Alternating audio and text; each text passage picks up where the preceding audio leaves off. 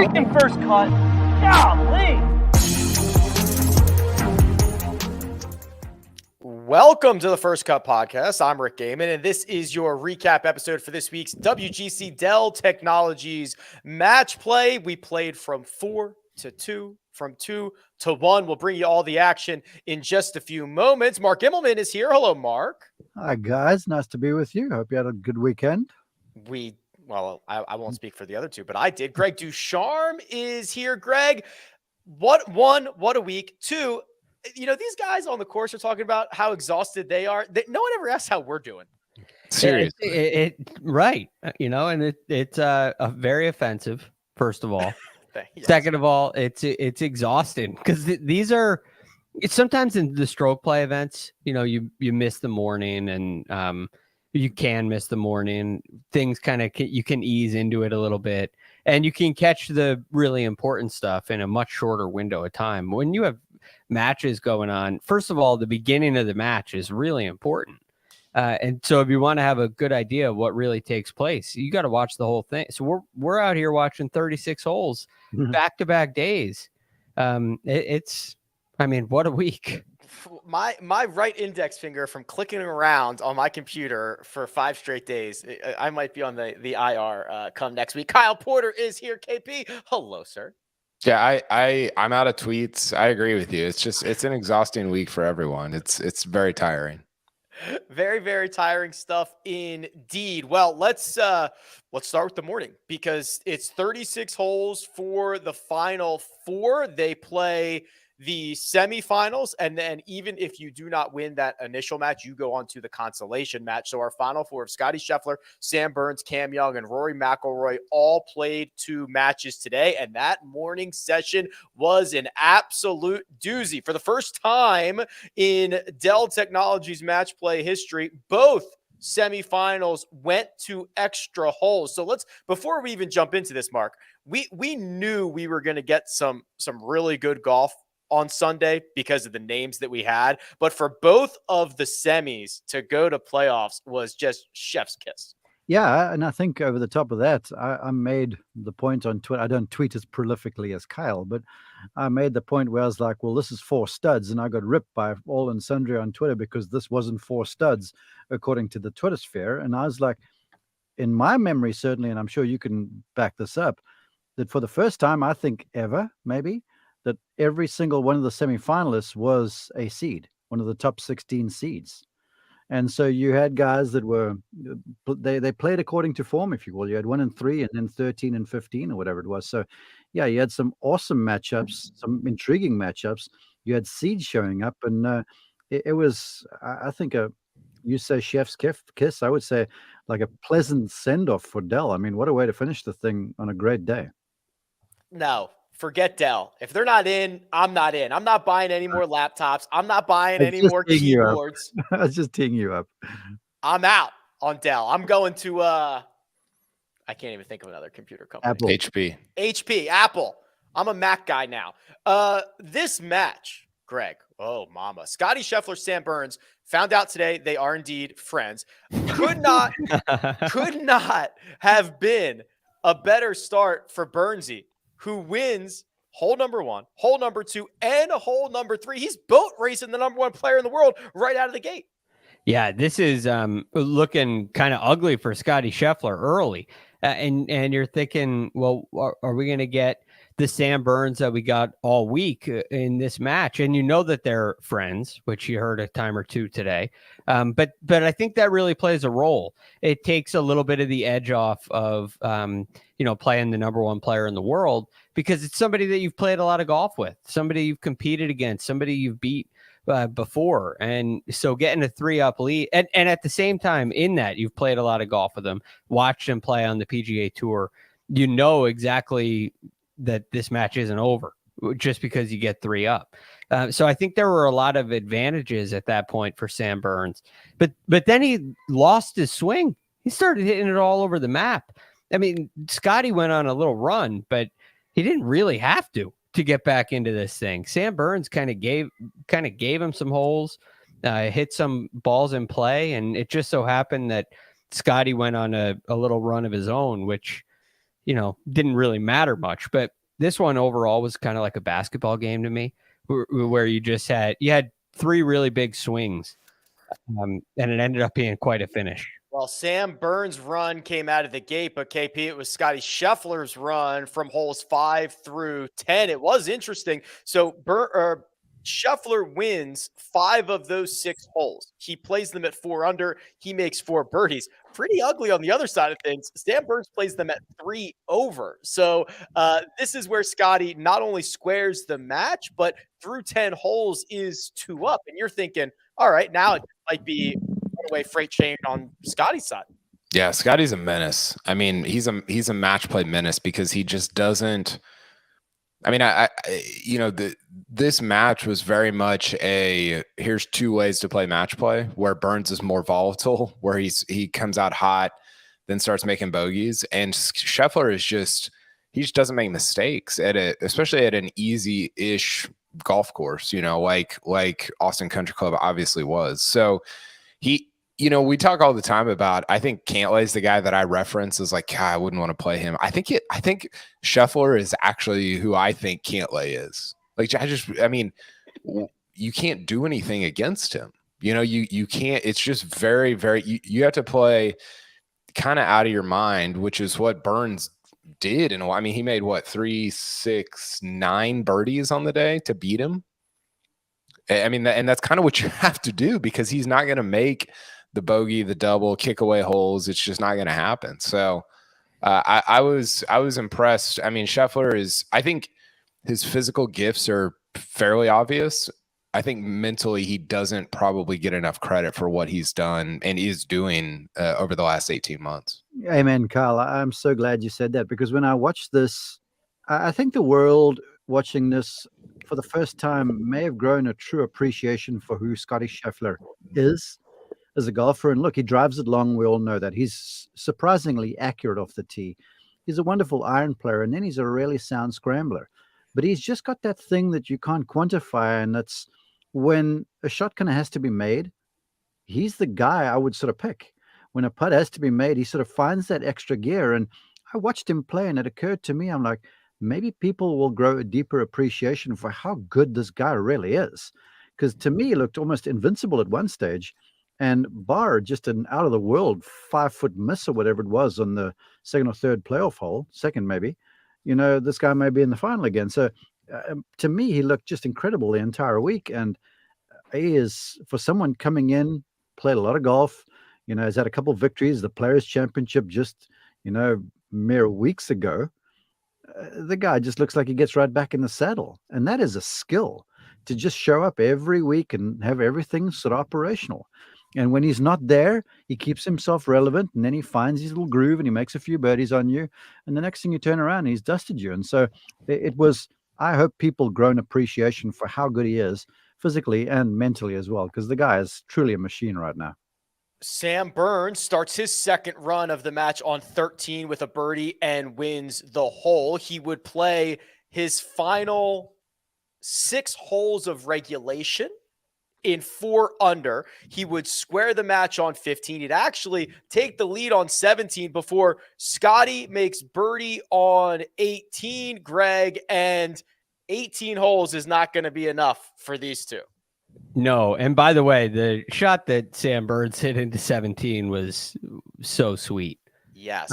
It was officially, so that's that short little downhill par 3, officially to 11 inches. Yeah, that was just awesome to watch.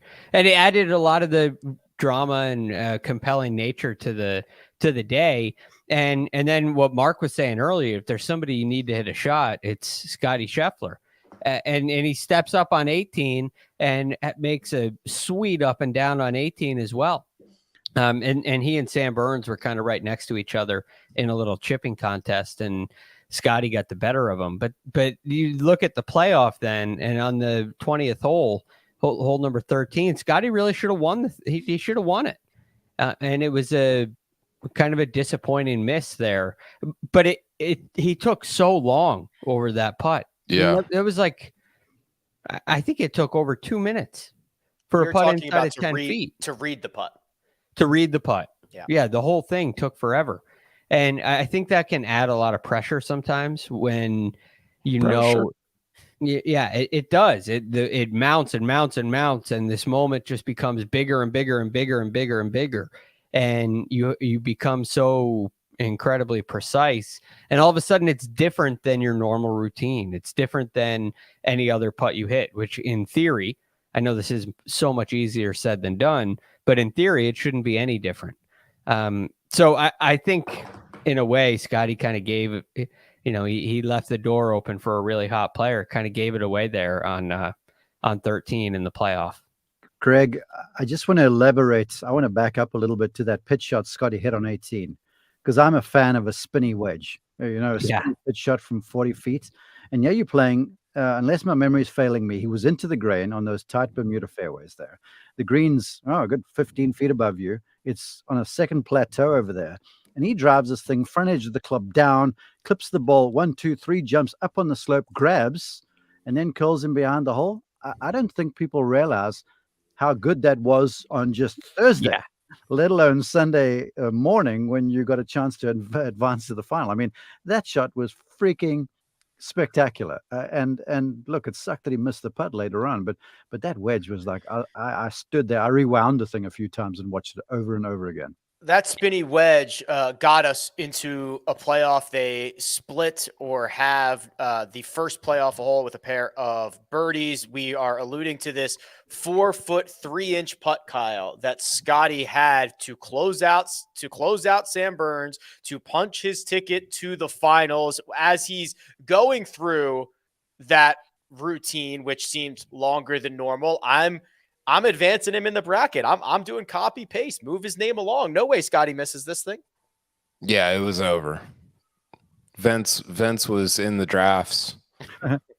It was done deal. I mean, but that's a little bit of the conditioning that of like Scottie has had on everybody over the last year and a half, right? Where he just makes other than the 72nd hole at Augusta National, he makes every putt that matters. He makes and I guess all that matters. he didn't need to make those three, so didn't affect him. But yeah, I was shocked that he missed it. And it was, I was thinking about this with Sam Burns. It's got to be really difficult. Like, I know they're buddies and like room together, and that's like a real thing. Sean Martin did a really good story on them for PGAtour.com. I think it was in the fall. He like hung out with them and just like saw their sort of interaction and time together up close.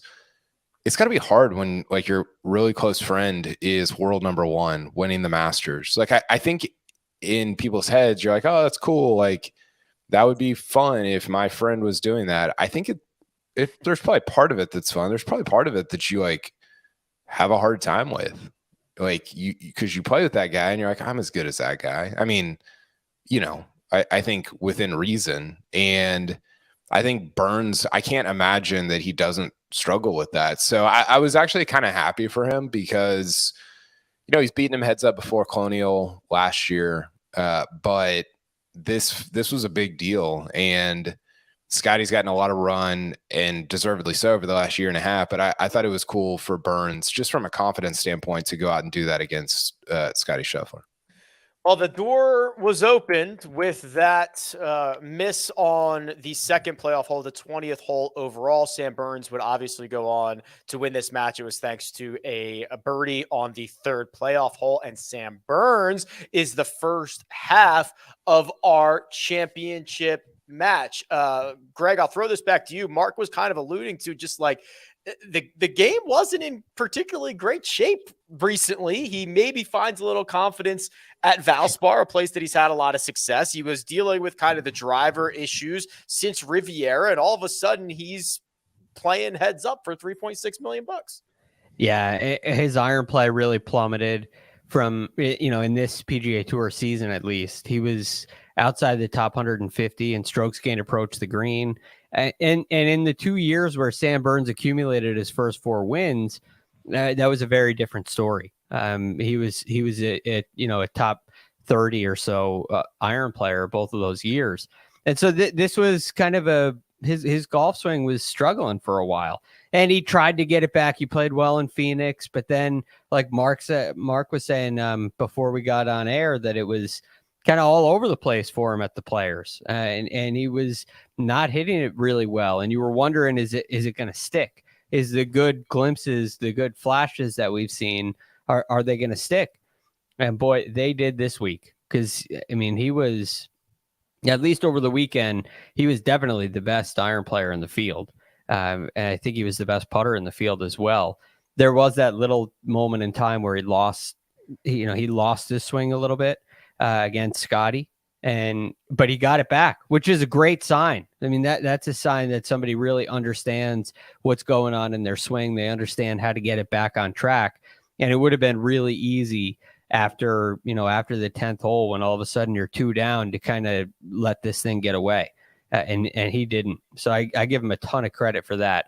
And I think it's a sign that what we've seen is real. He's made real improvements. He's swinging the club a lot better now than he was. If you like playoffs, thank you. I've got another one for you on the other side of the bracket. Rory McIlroy and Cam Young. Mark, Cam Young strikes first blood, wins on hole number 3 to go 1 up. He has been an absolute killer on the front 9 this week, but Rory McIlroy was not going to stay down for long. He squared this match at number 5. He took the lead at number 6 and led for the majority of this match before we get to the final couple holes. Yeah, I'm going to sort of dive into Cam Young golf swing, because this is sort of my thing. And when he came out, look, he's always hit the ball hard. We referenced that when he was a rookie. I remember us talking about that. But hit the ball with a lot of shape from left to right, a lot of spin. The thing would climb in the air pretty high. Still kind of does, but the ball's more efficient through the air. And he used to hit some really steep wedges. And to me, there was a lot of body rotation on short little pitchy shots like that. And he was a little inconsistent for someone as talented as what he is. But I watched him play, man, and it was like, my golly, this guy does not have a weakness right now. The wedges are shallow. He's controlling flight. He's got a little off-speed shot that he never used to have. It was always full bore. And I watched him. He ripped one back on 13 from the back edge of the green, or 12, whatever it was, 13, with hard spin. And then he hit the little soft, 1-up and stoppers. He was just blitzing the thing off the tee, and not a lot of curvature on it. So I was looking at this guy going, man, oh man, this is incredible. And it's with this that I must acknowledge Greg DuCharme.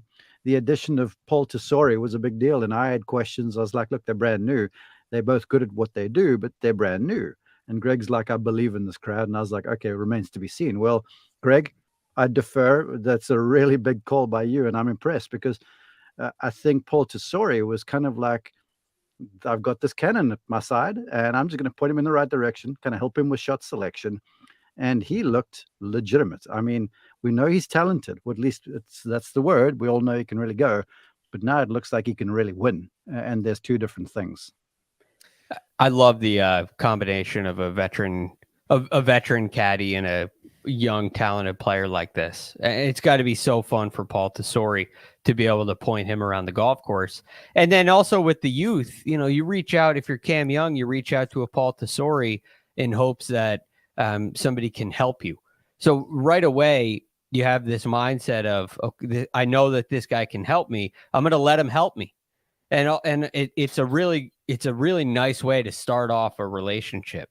And then when you get the validation of making 9 threes in a row in your first 9 holes together, I think I think they've built a lot of trust in a very, very short period of time.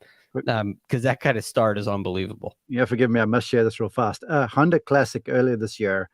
He's still on Tesori's bag. Before the round, I'm on the course, so I always go by the first tee, say hello if I don't catch them on the range, and look in the bag to see like what wedges they're carrying, because that helps me with my job. And I look in the bag, I'm like, Paul, what you got here? And he goes, man, we've got a bag full of head covers. There was a driver, 3-wood, 5-wood, couple hybrids, and a 6-iron in the bag for the first time for like 2 years for Webb. Now he's with Cameron Young. There's no hybrids anymore. This is just long irons that are smashed into the air like homesick angels. I mean, it's got to be a whole lot of fun for Tesori. The 18th tee, KP, Rory McIlroy, 1 up, 1 to go. They call that dormy. Do you know why they call it dormy? I don't. I'm going to get you close. I might not get you 100%, but I'm going to get you close here. Sounds like you're out over your skis a little bit here. Yeah, that's okay. So the Spanish word for to sleep is dormir, right? We're all on the same page so far. Mm-hmm.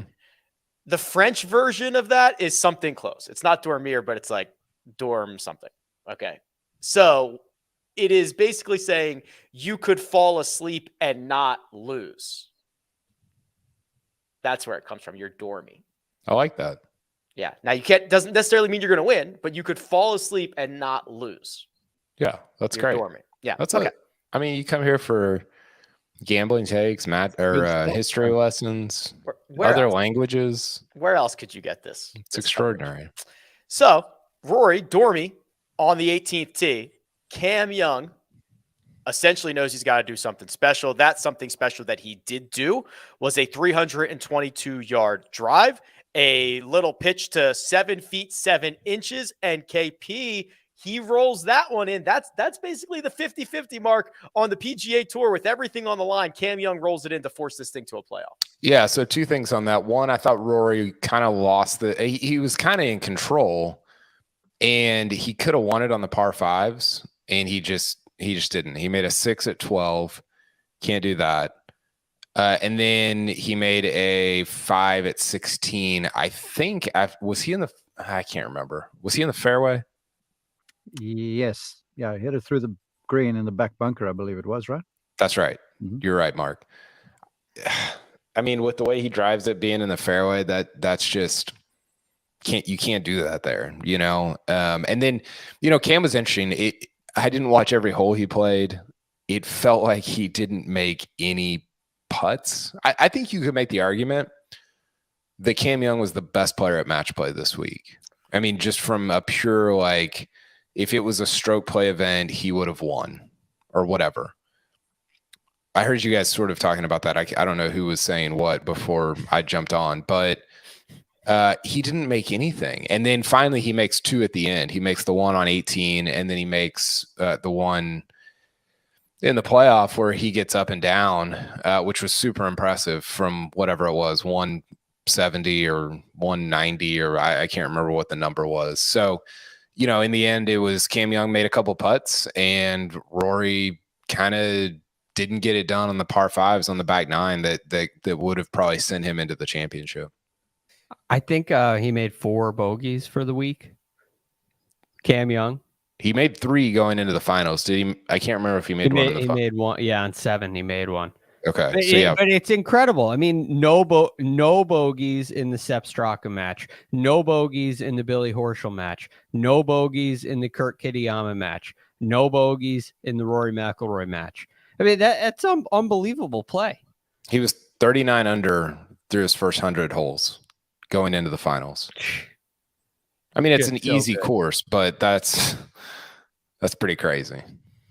Pretty crazy indeed. This one did not need as many extra holes, Mark. It was the first playoff hole where Cam Young gets in with a birdie first. First in generally wins. He makes a 9-foot birdie putt and leaves Rory McIlroy with, let me make sure I have this right, 8 feet 9 inches to drop one on top of him to extend. So sorry, Cam Young's was 9 feet 2 inches. Rory's was 8 feet 9 inches. So just a couple inches longer for Cam Young. He gets it in first. Rory cannot match it, and our championship is set. Yeah, it was a strange reversal of fate because Kyle referenced the fact that Rory sort of had this thing locked up. And it seemed like to me that Young was hitting the ball great and just couldn't really get anything in the hole. Yeah. And then all of a sudden, he makes a clutch putt on 18 from, 10 feet or so to get the thing into extra time. And then it knocks in that about 10-footer as well. But to be fair, I mean, where Rory hit his second shot to, you had no chance. You're pitching to a green over a shelf, green rolls away from you, it's firm, going toward the water. The best he was going to do was like 10, 12 feet, which he did. And it's one of those things always, Rick, where it's kind of first in wins. If you get the chance first, you knock it down. All of a sudden, your competitor, he might have 5 feet. Now it looks like 7 all of a sudden.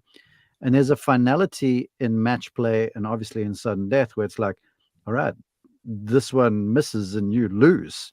And that adds a different wrinkle to the whole thing. So it was one of those where I had a sense McIlroy may make it, but the odds were always stacked against him. And so I feel like it was kind of a misfire coming down the stretch, but certainly where he hit the second shot on that par 5, that was like Deadsville over there, down right short of that green. Well, real quick, I thought it was interesting, Mark, and I would love everybody's take on this. So Cam has to pitch out on 12 because he's kind of dead behind the bunker on his drive.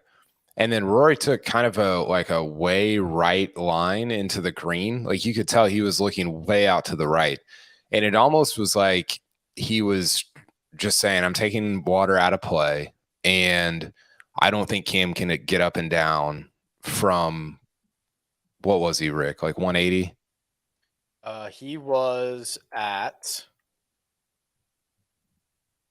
This is Yeah, great. there's a good reservoir. Yeah, This is great drama. 170 yards. Okay, so I don't think Cam, and then Cam does get up and down from 170, but it was an interesting kind of strategic play because he wasn't being aggressive, which he usually is, and I don't know, like it felt like he was kind of daring Cam to make a mistake, and then he didn't, and then Rory was kind of found himself in trouble. Yeah, well, the times I've been there, where that hole's cut in that back peninsula on that green is like 3-4 paces across and just a few paces deep. I mean, it looks like a gnat's rear end up there.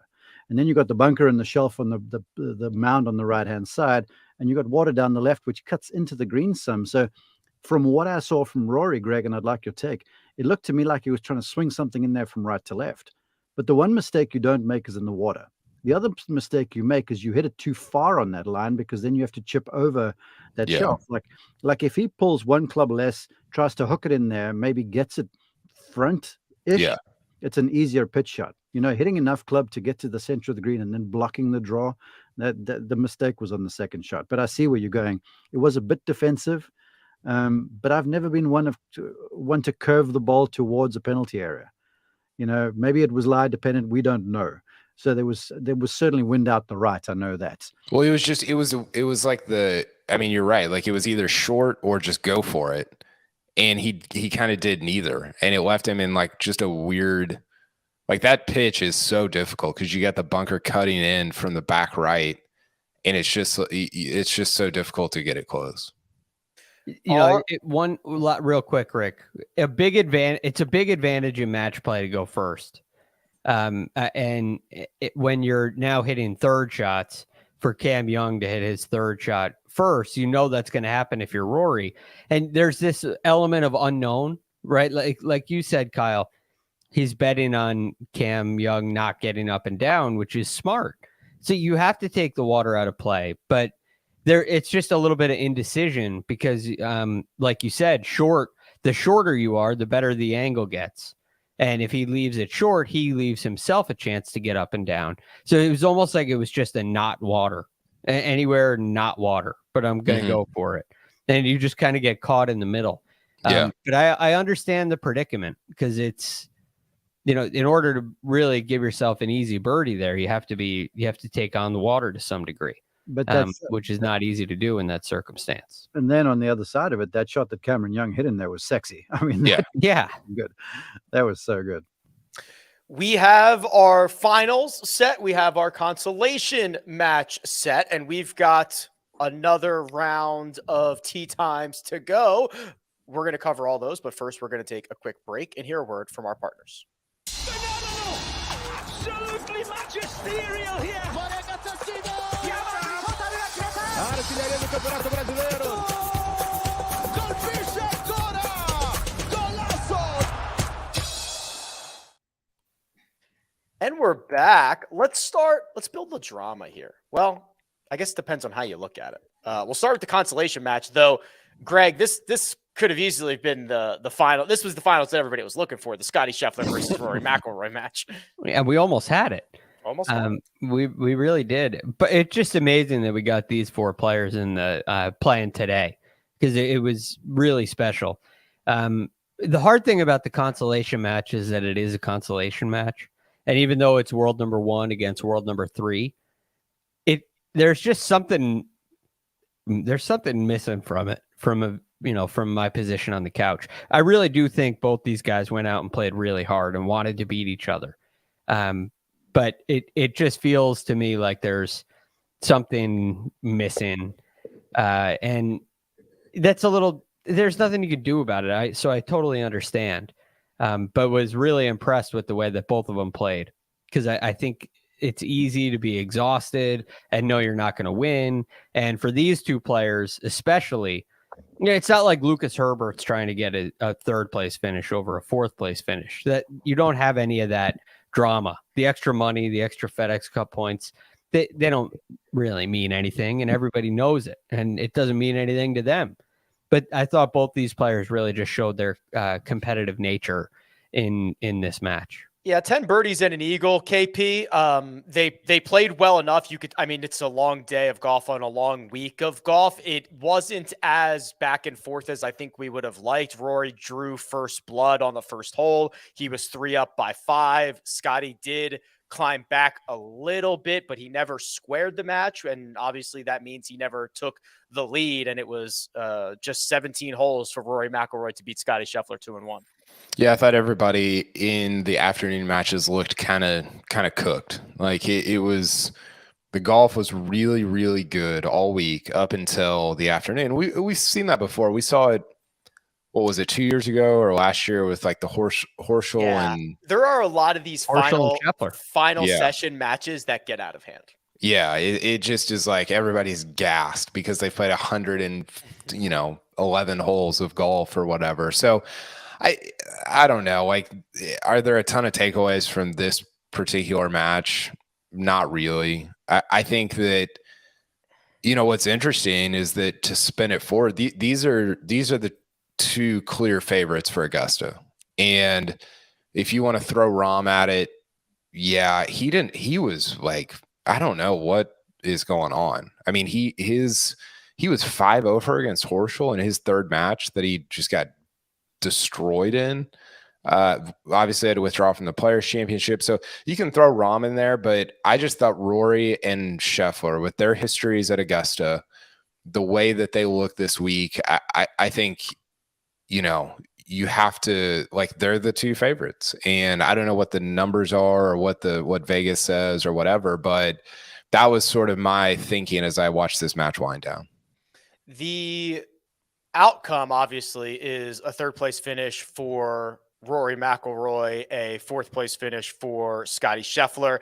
They are 2 of the 3-headed co-favorites, Kyle, right now at the Masters. All of Scottie Scheffler, Rory McIlroy, and Jon Rahm 7-1, with Jordan Spieth, believe it or not, the next shortest odds 18-1. So pretty big gap between those 3. Spieth is 4th at 18. That's right. So there's nobody between 7-1 and 18-1. That is correct.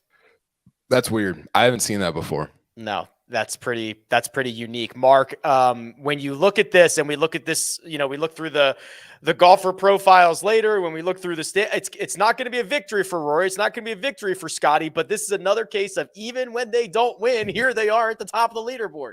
Yeah, and I glowed about Scottie earlier, so I'll glow about Rory a little bit now. I saw him at 2 shots there on the 16th hole this afternoon that convinced me that he can win the Masters this year.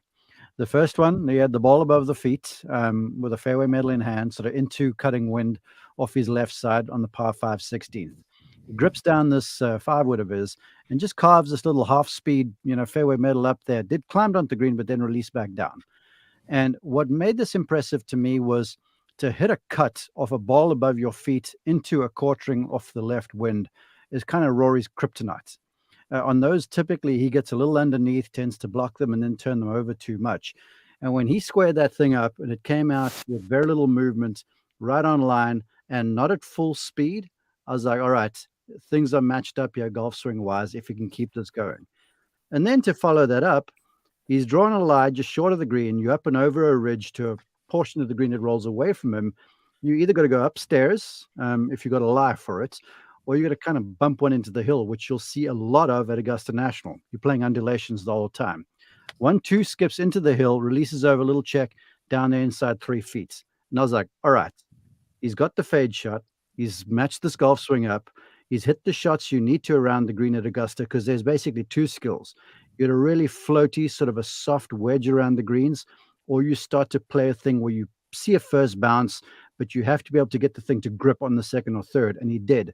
And I was like, okie dokie, this guy is ready now. Now, people can go after me for this. When I see him have that cut shot, then I know that the golf swing is all right. And if he can go ahead and not be afraid of the left-hand side around Augusta National, you better look out. Because when Rory has got into trouble, it's in the first round at Augusta, and it's always been like a left shot down 2, and then a left down 11, or one of those sorts of holes, a left down 5 even. And so we're seeing that little cut, ball above the feet into this wind over here. That was a recipe for wide right, and he squared that thing up, and I was like, yeah, look out.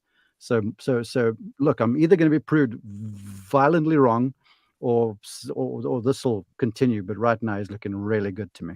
He is looking good. I think the rebuttal to that is, I don't know that the issues at Augusta have ever been physical. They've manifested physically, but I don't know if they've been fundamentally physical. I think they've been mental. Yes, I'll concede. I've gotten to work with 2 Masters champions, and it is a mental and an emotional examination, just because of the rigor of the week, because of the severity and the challenge of the golf course. Like, every shot you hit is on the knife edge. There's no free passes around the Augusta National. But then it's the kind of place too that will expose you if you're not completely there.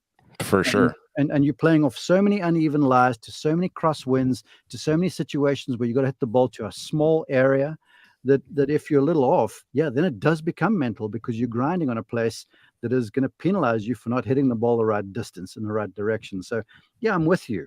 But all of the guys, like, everyone talks about it being a short game examination. You've got to be able to save around there, but you got to hit it around Augusta National, and you got to be able to control spin and trajectory, something Tiger was a legend at, Nicklaus.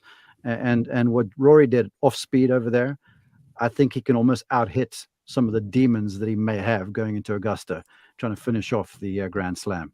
Let me out-hitting demons is like, that's the deal, right? Like, that's Augusta. I mean, it's not the same as Bryson saying it's a par 67, but it's like, that's why Augusta is what Augusta is. Real quick, so I had this stat earlier this week, Rick. 9 of the last 11 Masters winners were at 1.7 strokes gained tee to green or better in the 3 months leading in. So basically, just like who like the guys that are hitting the ball the best leading in. 9 of the last 11 were at 1.7 per round or better in the 3 months leading into Augusta.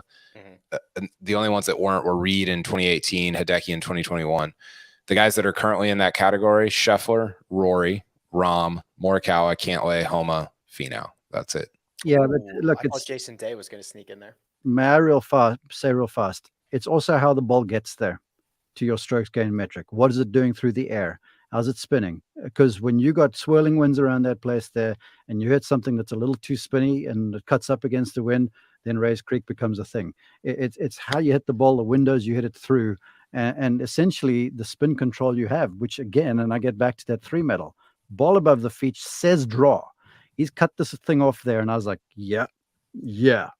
And so I'm hearing the strokes gain thing, but it's how the ball gets there. And right now he looks good. We'll put a bow on the Rory conversation with this. He said afterwards, and I quote, "I'm a lot more confident going into Augusta than I was last year. And last year was my best finish. The one thing about Augusta is you can't go in too overconfident." End quote. That's Rory McIlroy. Yeah. I mean, it's going to be, it's the story of the week. I mean, it's going to be fascinating. Other than like the live stuff, which is going to be a total zoo, Rory's sort of mental tussle with Augusta is going to be the story of that week. Rory McIlroy wins the consolation match, and we will see him next time on Thursday at Augusta National. The finals. How about this one?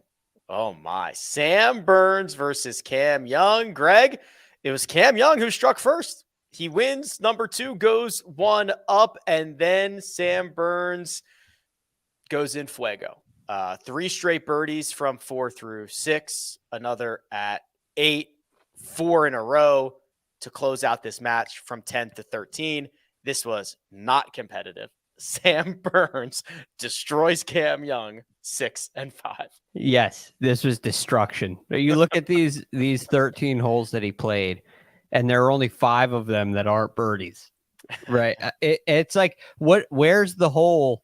What can Cam Young do? Cam Young only made 3 birdies. He could have played better. There's no question about that. But I feel like if he played better, it just would have led to, more a taller birdie count for Sam Burns. This was incredible. He did it with the putter. He did it with wedge play. He did it with iron play. He was stuffing wedges in there. He was rolling in 20 footers and 10 footers and 18 footers. He was seeing it on the greens. He was relentless in this match. And it's a good thing because it's pretty exhausting. And he was able to, reduce that number of strokes. I was just blown away. The one at 11, the birdie putt he made at 11, which Cam answered, but that was just so pure. The shot he hit into the tee shot he hit at 13 with a 3-wood was just perfect. It was the perfect shot. He didn't make it. He didn't make any mistakes after the second hole. It was just really, really, really well played. I've got a stat. I got another stat for you. I'm just a stats factory over here. You're the stat guy. I'm not, but I'm filling in. Sam Burns shot a best ball 56 on Sunday. So he basically played 35 holes, I think. 8, 21, and 13. I guess he played 34 holes.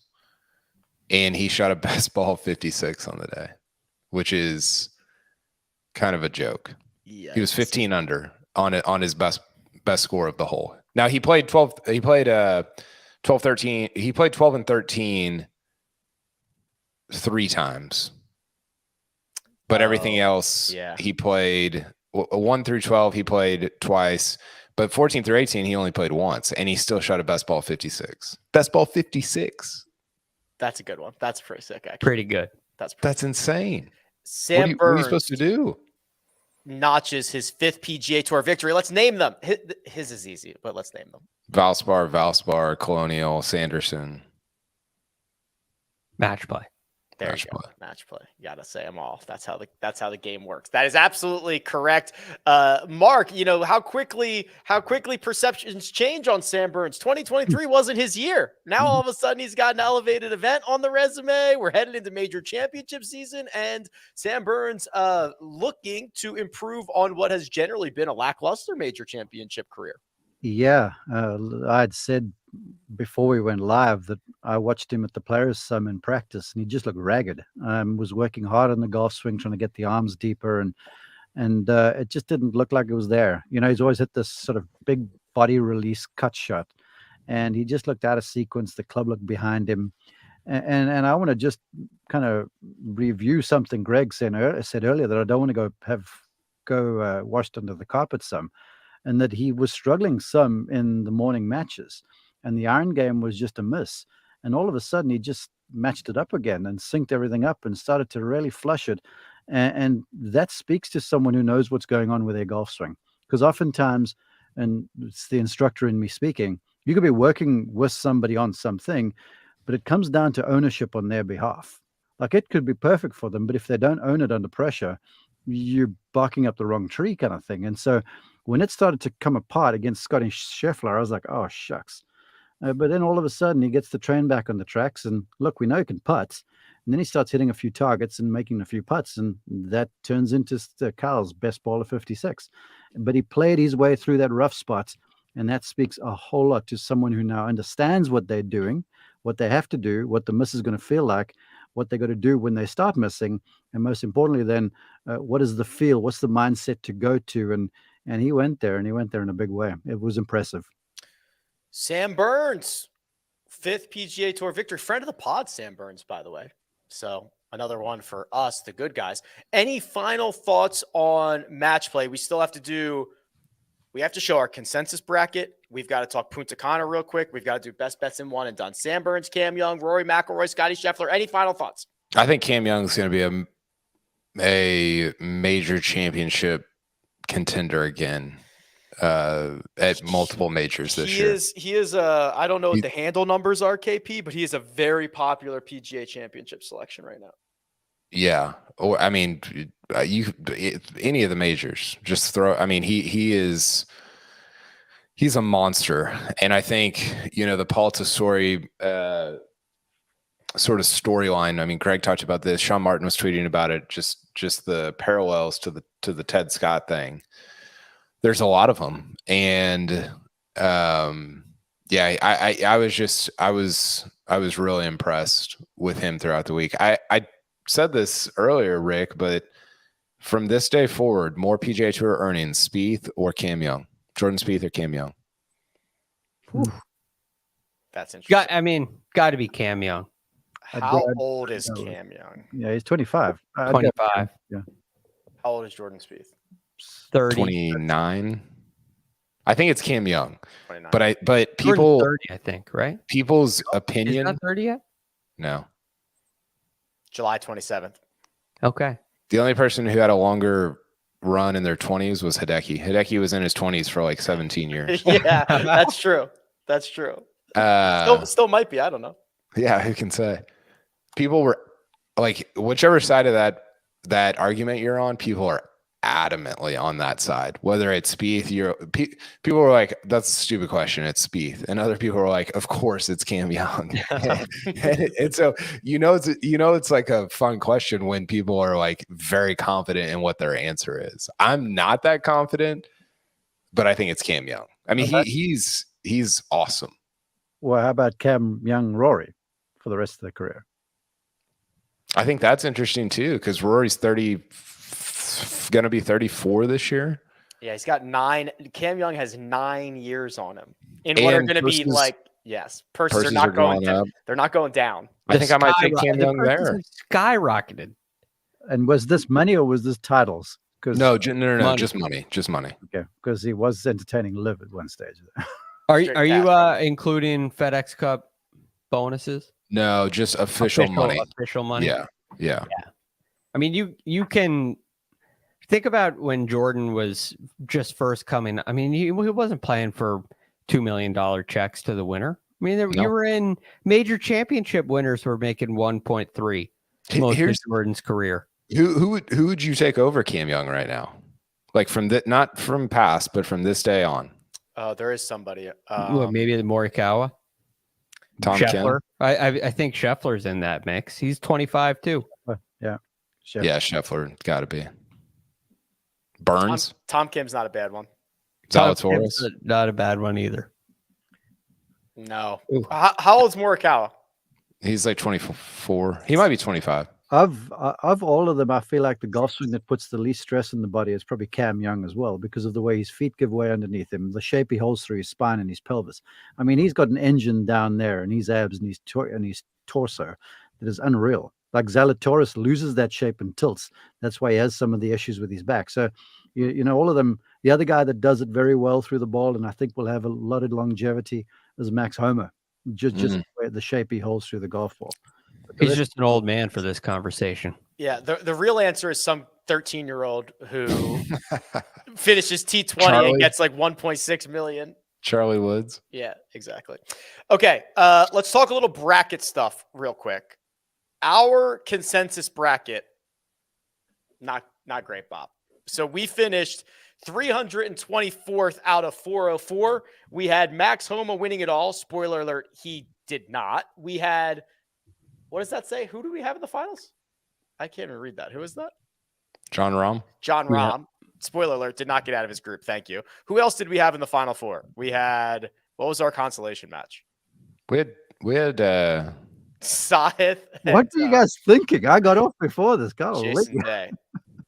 Yes, wasn't great. I'll tell you what, we got both Homa and Hughes right out of this. Yeah, that's pretty good. couple of green nuggets there. That's not good. I'll tell you what. Here's who won our bracket challenge. I just had it up. Radzok 10 won it. Had Burns winning it all. Had let's see, Cam Young going deep. Had Xander going deep. Had Burns and Cantlay correct. Had Jason Day and Kuchar correct. Had Scheffler correct. Had Billy Horschel, Cam Young correct. Yeah, a lot of congratulations to Radzok 10. That's who won our. He had Kuchar in the moving on. He had Kuchar winning the group. Yeah, here it is. Yeah, Kuchar winning the group. Jason Day winning the group. I think he got 8 group winners right. Wow. It's almost like we've talked about this before. If you pick the perfect bracket in this, you have to make some bad picks. Like you have to make bad picks in order for you to be right here, because there's so much volatility. I mean, picking Matt Kuchar is there are not a lot of reasons to pick him, yet he won. Mackenzie Hughes is the same thing. Why would you pick Mackenzie Hughes to get out of his bracket? He does. It's wild. We also had another PGA Tour event going on this week. It was in Punta Cana, and with rounds of 67, 66, 70, and 66, it was Matt Wallace, Mark, who got his first PGA Tour victory. He's got one in the books now. Yeah, I'm super happy for Wally. He's been the consummate work on my golf swing guy for the last few years, and I know him well. He's a great guy, but man, he got his heart on himself. And when stuff wasn't good, he'd start retooling his golf swing. And he's been through multiple iterations of stuff, and it's been tough for everybody around him, caddies, coaches, the whole thing, and especially on himself. And to finally get one done, I think it'll sort of free him up to go and play some free golf now, because you almost got the sense with him at times that he was trying almost too hard to play well. And it's such a fine line between working hard and then playing free. And I was so glad to see him pull it off, and especially glad to see him sort of win, with a late birdie down the stretch there. So I'm happy for him. I texted him. I'm looking forward to seeing him, because I know this is a huge monkey off his back. Some fun names that we always kind of talk about, Greg, who are inside the top 10. Thomas Dietrich finished T8. Wyndham Clark finished solo 6th. We got Nikolai Højgaard solo 2nd, just one shot off the lead. Austin Eckroat solo 5th. There's some decent little squad names in there for us. Yeah, I've been pretty big on Wyndham Clark the last couple weeks. He's been playing some really good golf. This is a disappointing round for him today, though. Wyndham Clark probably should have won this event, playing as well as he did. So he's like a step away. He's a step away from really contending in a big time event and being able to win, because he certainly has the game. Matt Wallace, the four birdies coming down the stretch in a row was awesome, by the way. 13, 14, 15, 16 en route to that 66. Pretty good stuff. Akshay got in on Monday. KP finished T24, didn't have himself a great weekend, but he went 73-63 on Thursday and Friday. He is an electric factory. Yeah, I want to see him in match play. Yeah, right? Let's go. You don't know what you're getting there. So, yeah, it was kind of a low-key good event. I mean, just from a name standpoint, those are Matt Wallace might be on the Ryder Cup team. Wyndham Clark and Austin Eckroat, future potential stars on the P. I mean, who knows how it's going to play out. So, this is an event we saw Joel Damon win. What was that, 3 or 4 years ago? So you've got guys that are going to be real players on the PGA Tour in the future contending in this event. Okay, a couple more items to do. We've got to recap our best bets and a lot of money on the line in the one and done. But first, we're going to take a quick break and hear a word from our partners. Get breaking news, big news coming out of the NFL today. highlights, and instant reaction. The largest final round comeback in tour championship history. We're down to the final 4. I just want to take time to analyze greatness. Talk winners and losers with a guy who's already a big winner. CBS Sports HQ. It's all sports all day long. I forgot we were actually going to a promo. That scared the crap out of me. I did not see that coming, and Rich started playing in my ears, and I got concerned. But I'm glad that I was not on camera for that. And we're back. The best bets portion of the show. Notoriously difficult event to handicap. We actually did an okay job on the group winners, considering how chaotic those have been. Mark, you split your group winners, but one of them was plus 210. Jason Day was your winner. Christian Bezadenhout, your loser. Yeah. I maybe lost my mind a little bit there, but I thought Christian would do better. I had a sense that Jason would make a long run, and he did. I was just there looking at the outrights. I'm a McIlroy fan, but I was kind of hoping Scottie would pull something off, because I just want to make one right call once this year. That's my goal. I think you will certainly be doing that. KP, Sahith, loser, but Cam Young, winner, group 15. Sahith got the hottest player on the planet in the first match. Yes, and then once you lose the first one, it's so hard after that, man. Yeah. That and the Denny McCarthy. Denny played way better than his, like, whatever it was, 0-2-1 record showed. Those are the two that will eat me up for a bit. I think Sahith and Minwoo shot best ball 58 in the first match of the event, which was just absurd. But we did get Cam Young right. I'm with Mark. I don't know why I didn't write it more, but Jason Day is. I think the sort of view of Jason Day hasn't caught up with how well Jason Day is playing right now. I don't think people are. And maybe we talked about this on Tuesday. I don't think people are understanding that he's been like the fourth best player in the world in 2023. Even if I think it's reflected in kind of what some of his numbers are right now. Now, how's that going to play out at Augusta? Which is, I don't think he's playing next week at Valero, is he? No, it's not in the field. So Masters will be his next start. I don't know. I mean, I don't know what you can get him at for top 10, top 20 right now, but whatever it is, I would do it. He's a sneaky pick. I'm all over Jason Day for Augusta National. I truly am. He's finished runner-up there before. He plays the game great, can hit the ball high. He's got it all going on. But the way he's playing right now, I like his chances in Augusta, Georgia. Yeah.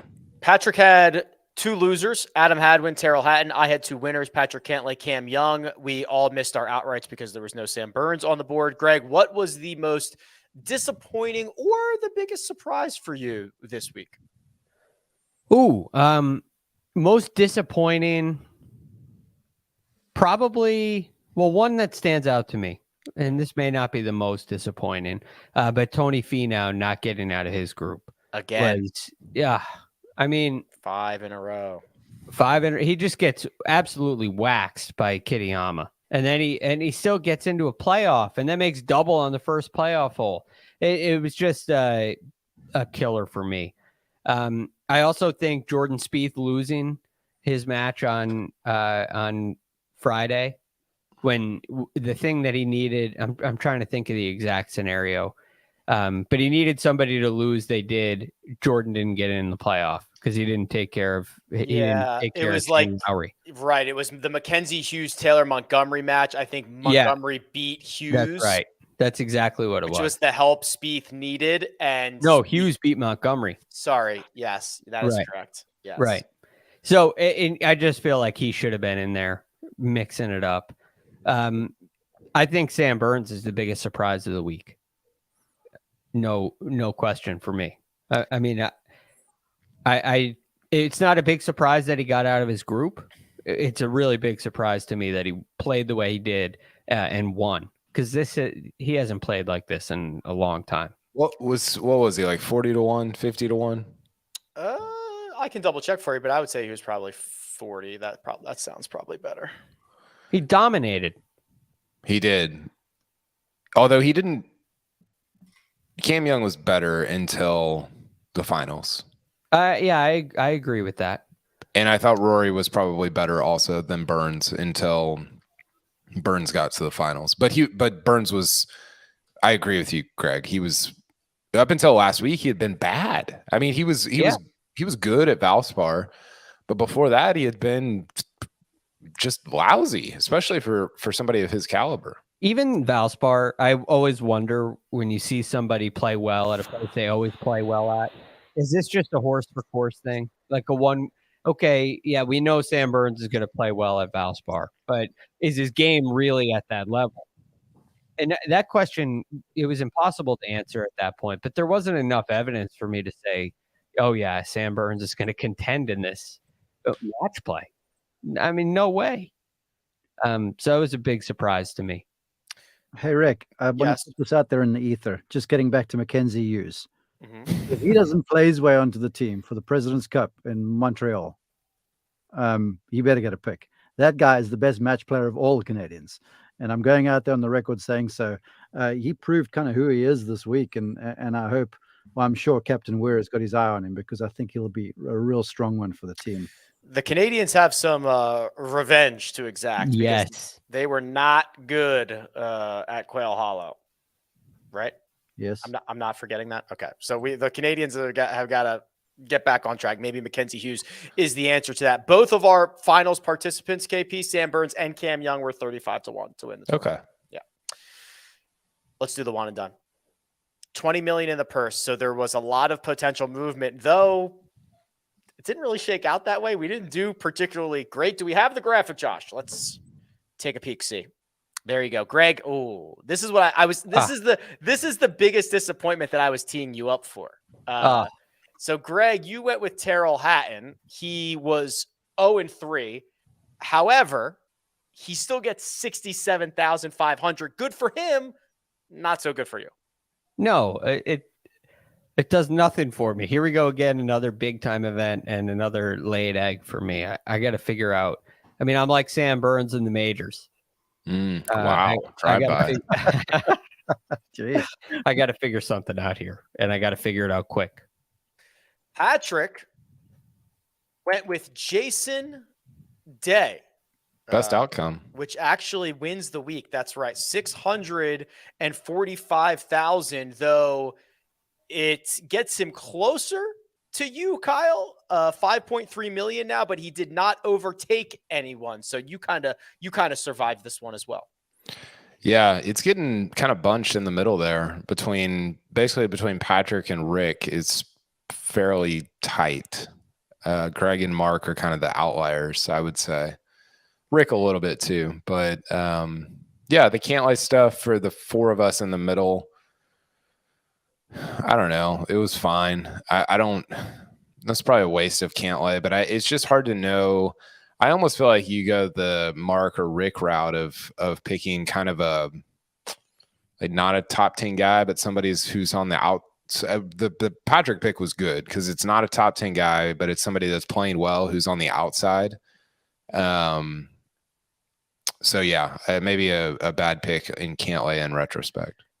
KP, Sia, the fans, and Kyle M, all four in the middle, went with Patrick Cantlay. The official tally there, 365,000. So those guys all actually, there was no movement in the order of the standings this week. I went with Sahith. That got me 113,000. I survived that. I was looking for a tactical place to rev back a little bit or lean back a little bit and not get burned.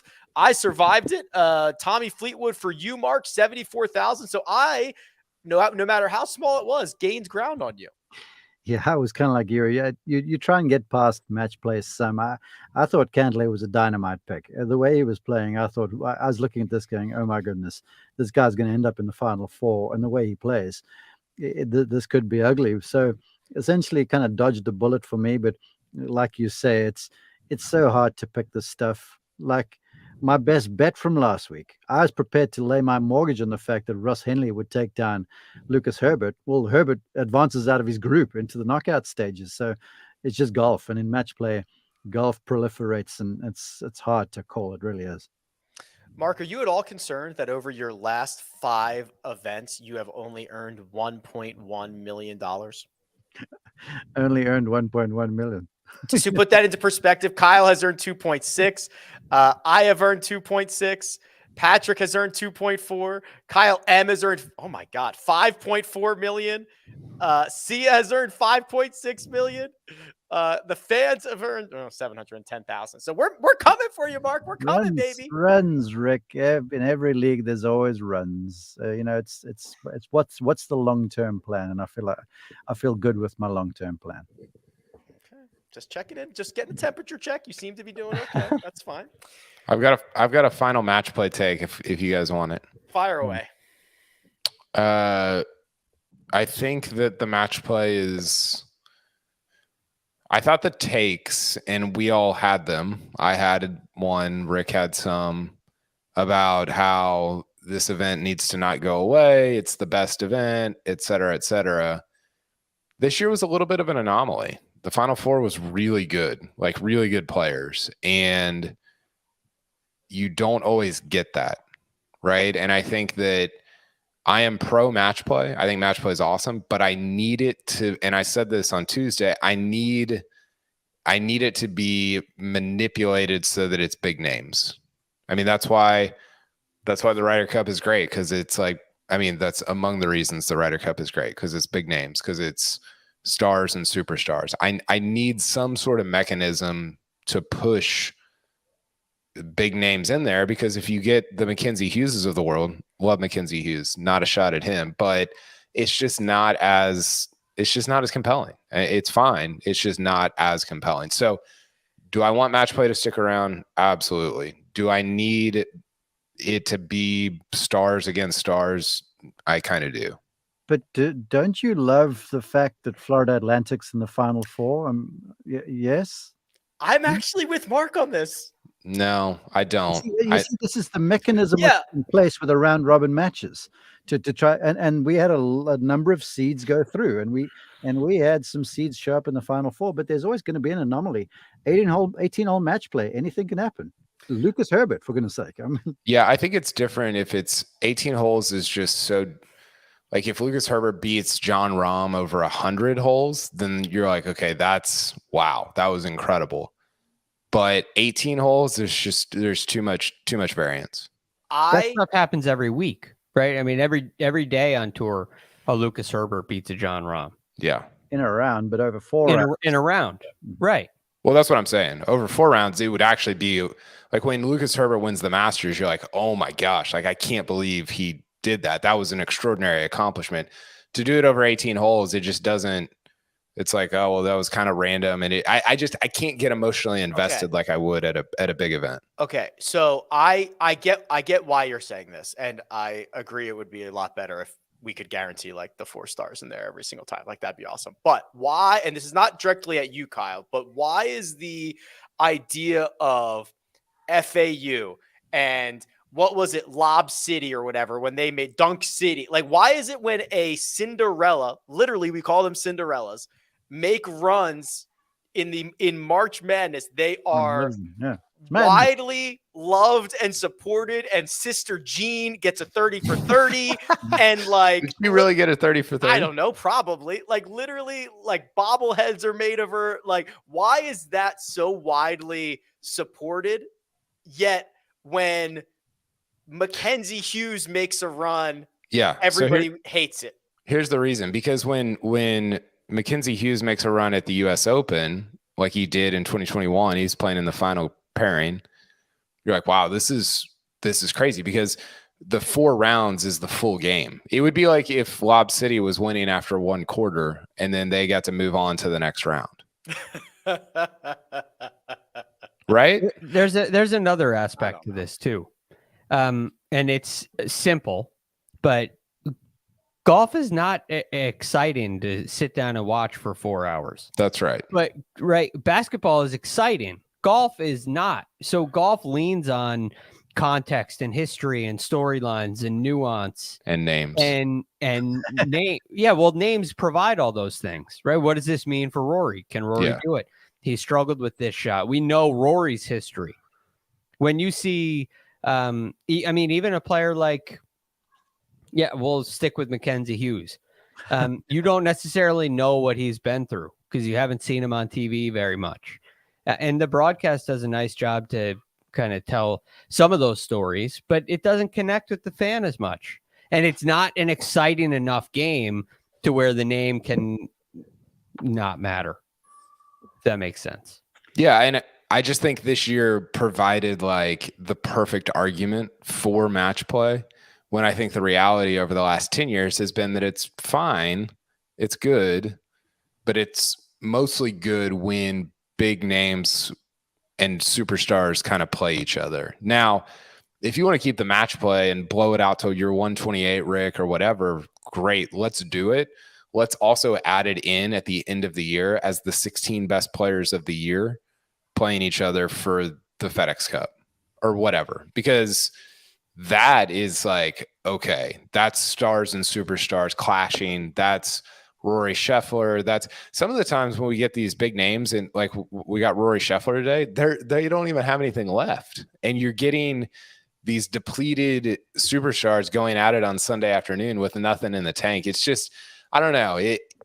I felt like the argument was being made for match play, but it was a little bit of a, I don't know. It was not disingenuous, but it just didn't really resonate with me. Go ahead, Mark. No, I just want to add something to that real fast. You see, the one thing, like from a broadcast perspective, I think the reason a lot of folks loved this match play was there was a whole lot of highlights coming down the stretch between some big guys. You're seeing some really exciting golf kind of thing, and you would find NBC training themselves kind of on one match, important match, and then they'd peel away to others. So I think that had a whole lot of say-so in why there was so much conversation on Twitter about the thing. Whereas 4 rounds can be a little bit more of a marathon and a slog. So there was this finality, this inevitability about the thing. But I can imagine sitting there in a production meeting late this morning and going, boys, we're about to get Scheffler and McIlroy for the title, and then we're not. And so from that, it was like the air was almost let out of the balloon from the broadcast standpoint, because even though they were depleted, having those two contending for $2.7 million in the trophy, that would have added some more spice to what was a great week. So having this Final Four, this is my last thing on it. But this highlighted the entire problem with match play, in my opinion, which I love the event until Sunday. And the problem is you can have a great 4 players in the finals, but it's one-on-one match play, and it's your most important television window for your tour. Your most important moment in the tournament is anticlimactic. Every year it's anticlimactic. Maybe it's because they're tired. Maybe it's because there's only one match that matters on the golf course. There are a lot of reasons, but I think this is the reason why major championships like the PGA goes away from match play, because it's not your best product. It doesn't necessarily determine who the best player is. And it ends often anticlimactic, where Wednesday through Sunday morning were fantastic. They're great, but those aren't your most important moments. Your most important moment is from 4 to 6 on Sunday, and it often doesn't deliver. I think a solution to that is you could bring back, you could make everybody play for the top 8 spots or the top 10 spots or whatever. So you just have more matches going on.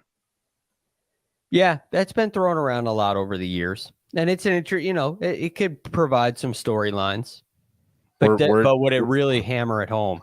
I don't know. We're infuriating Rick right now. He's going to quit this podcast. I do love Wednesday through Friday. No, I get it. Like, I understand the challenges that come with this. I just think that all the good stuff outweighs that pretty significantly. It creates somebody was saying this, it might have been Rom on Tuesday. It creates so many weird situations. I mean, Spieth does weird stuff every week, but like hitting a fan's phone and hitting it off a rock, and Greller trying to move the rock. I mean, just outrageous stuff. And it does create, I think, more absurdity, which I'm always for. And so I don't hear me wrong here. I don't want match play to go away. I just felt like the usage of this year of like, see, match play is amazing. It's cool. It's just not cool, I think, necessarily all the time for the reasons that it was cool this year.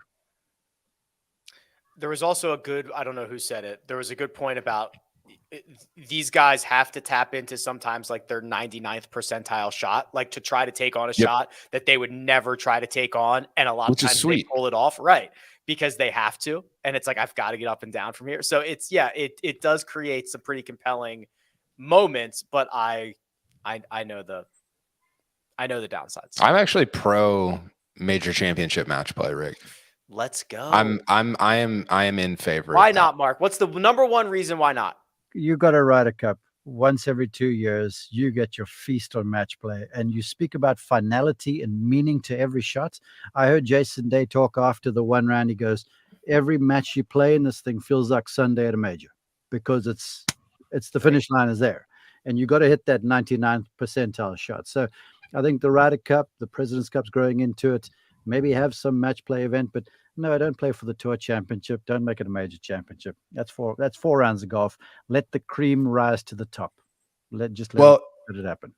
Well, the cream already has risen to the top by the Tour Championship. If you have 8 guys in it, right? Like that's your sort of mechanism to get those. Yeah, but I'm talking about having a major championship match play style. Well, I think that I don't disagree with you, because that's the point I was making earlier. Make them 36-hole matches. Talk about cooked. Talk about cooked on Sunday. I'm fine. Do you want to win a major or not? I'm fine with it taking 2 weeks. Like, that's part of my deal. It's like, this is going to take 2 weeks. Like, I don't care. I can imagine Twitter going, this is so boring. Oh, let's get this over with. We need a result quickly. Come, let's go. Do you want to win a major or not? Get your ass in shape and get out there. Yeah, these guys can't play 7 rounds of golf in 5 days. Jeez.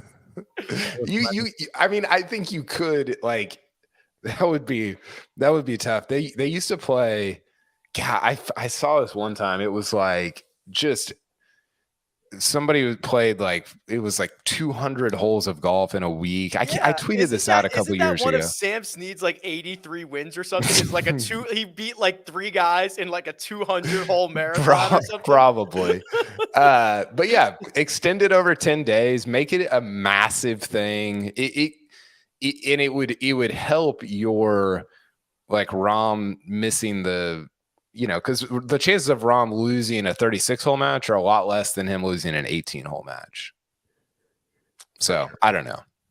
Whatever. Sure. We could talk about this for 2 hours. We are talk about marathoning. This is day 11 straight of the First Cut podcast, and we are not stopping anytime soon until Wednesday of next week. So we just have 2 more straight. So we'll go 13 straight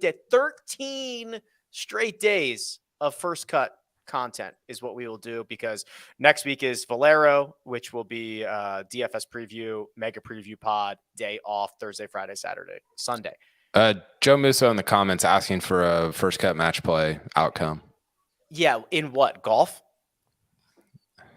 I like his comment. Burns wins 18 and 17 over Young. Yeah. You think 9 and 8 is cool? Yeah. More t-shirt opportunities. Who wins the First Cut match play? Greg. Yeah, it's not me. Mark can give me a run for his money. I'll tell you, Patrick is super sneaky good at golf. Yeah, I bet he's like single and doesn't have kids. Yeah, he's like a 2. Yeah, sure. I guarantee he plays a lot more than me. I think we'd get a Greg Patrick final. Yeah, and Greg would be cooked, and Patrick would be fresh as a daisy. Are we going 36-hole matches? Well, and Mark could announce it, and Rick could crunch the numbers, and I could just send tweets about it.